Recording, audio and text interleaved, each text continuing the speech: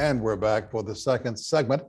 And this time, we're going to be talking about an organization. I got to tell you, bless their hearts, they do so much good in this part of the country. They're legendary. In fact, we're talking about the Community Food Bank of Eastern Oklahoma. And the gentleman that's our guest today is Dan Stein, the interim CEO. Dan, good to have you with us. Well, thank you very much for having me. Is the search underway for a full-time CEO? It is, and the interviews are going to start in a couple of weeks, and they hope to have someone on board about the 1st of January. Well, for the benefit of folks who might not be familiar, and I can't imagine anyone not knowing all the good that the folks do at the food bank, how many people do you guys serve over there? Right now, we serve, well, first of all, there's about 600,000 people in the state of Oklahoma that are food insecure, not always sure where that next nutritious meal come from.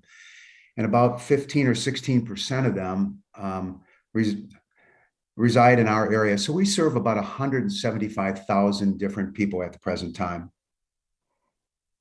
I have toured the facilities, had a chance to meet several folks. I've seen the many good things that are being done there. You not only are able to, of course, take the donations and work with folks in the community to get food that you can distribute, but you're also in a position to grow your own food, are you not?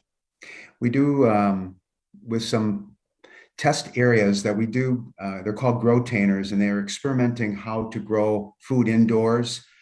Some of them growing vertically up a wall, some of them in horizontal areas, but we do it to see how we can control the growing season all 12 months in a controlled area. So we do a little bit, but more of that is for educational purposes.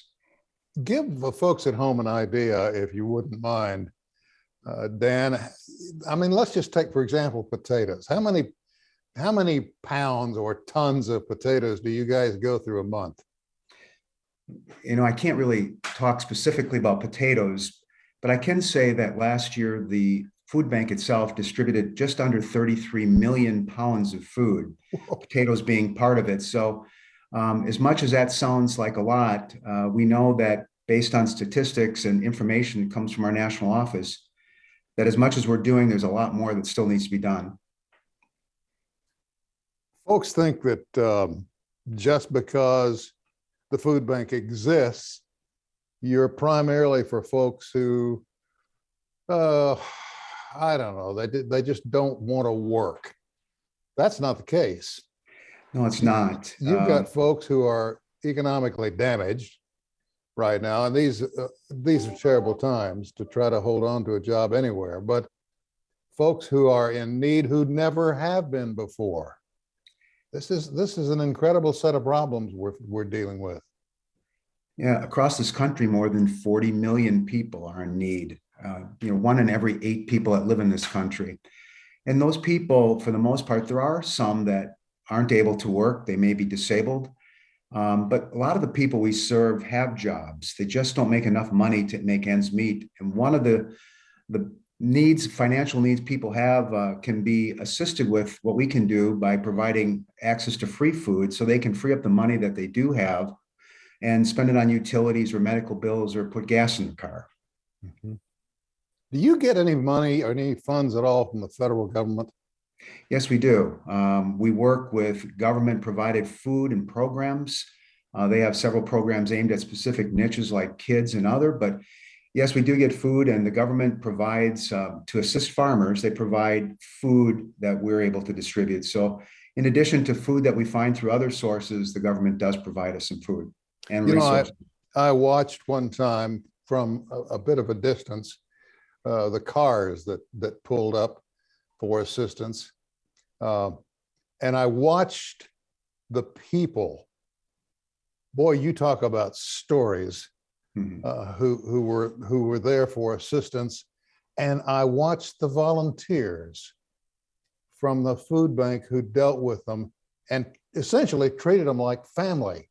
There was no shame. And those that came feeling ashamed, that was soon put to rest. Do you have a special training program for these folks, or is it just the way they are? I think they learn on the job. Some of them come with the experience of working with people that are disadvantaged. But I do know what you bring up is kind of an interesting issue that we face is that people have a notion, a preconceived notion when they make an assumption of a person's need based on perhaps what they're driving. I've personally helped people that drove Lexuses and Cadillacs, but they maybe have borrowed those vehicles. They don't have one that's running in order to get to the food bank. So we try to teach people that the people that you're serving are just like you and me, and don't make any assumptions based on what you see, because these people are coming for a purpose, and it takes a lot of courage for many of them to make that decision to make themselves vulnerable and ask for help.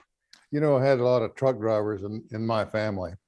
Back in the day, they all had little axioms they could throw out and say, well, when you see this, you know that. And I recall being told that when I was just a pup, that anytime you see a lot of vehicles with only one headlight functioning, it's because they can't afford to have the other one fixed. And we're seeing that now. We're seeing an increase. I was talking to a mechanic friend of mine the other day. He said, we're seeing more and more folks who can't afford to have small things repaired on vehicles. So, you know, if they can't do that, they're doing all they can to make ends meet, food being a necessity. I mean, you can't go without it. And this situation with the food bank is incredible. Do you need volunteers there? Always do. We rely on volunteers to do a lot of our work. Last year, about 10,000 different people provided some assistance to us. And we have the ability to put them to work in a variety of areas. If they're not robust physically to stand on their feet, maybe there's parts of the business they can help in marketing or even in our culinary kitchen. So we do rely on them. Unfortunately, we've had to kind of step back a little bit on the numbers we can do because of COVID.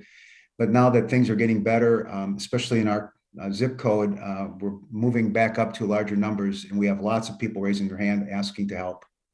All right, if somebody, let's just say somebody out there right now is thinking, well, you know what? I'm in pretty good shape. I have some time on my hands. Wonder if they could use me. What do they do to get involved? They can go to our web page, and they can contact our main number. Either way, we'll get them access to this. Web page is communityfoodbank.org is one, or they can call our main line, and we'd be glad to take them.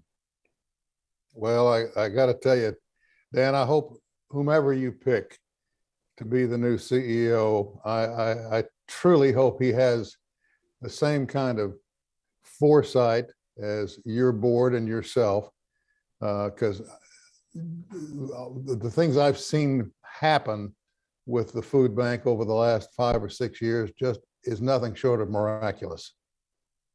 Well, thank you. And I know what you're saying is great. It's a great opportunity for the right person. I was fortunate that I served 11 years as the CEO of the food bank in Madison, Wisconsin, before I came down to help here a little bit. And I know it's a tough job. There's lots of moving parts, but it's the most rewarding job in my career. So whoever takes it's going to have a great opportunity. I have to tell you, and I want to go back. I want to mention this one more time. The compassion, you can't instill compassion in people. They either have it or they don't. And there's something about the food bank that brings out the compassion. If it's there, it's going to shine when the folks in need pull up to the drive and say, I need help. I think there's a lot of people that work there that knows that many people are just one incident or one paycheck away from needing help themselves. So if they can offer to assist people, they want to be able to do it, because someday they may be the one needing help. Well, that's for sure. Dan Stein, thank you so much for taking time to visit with us. And we'll check in with you down the road. Maybe let us know when you get a new CEO, will you? We'll do. Thank you so much for hearing our story. Thank you, Dan. Good luck to you. Thank you. We're all out of time on this end, folks. Thank you for being a part of it. And we'll see you back here next time.